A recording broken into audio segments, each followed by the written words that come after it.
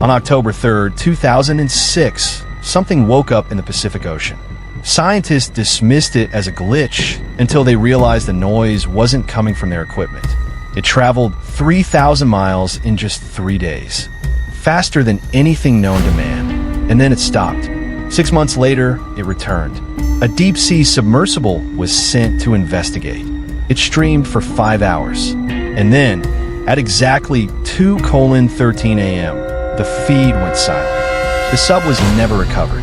But one final recording was found, the last thing it ever heard. The ocean is deep, but something is deeper.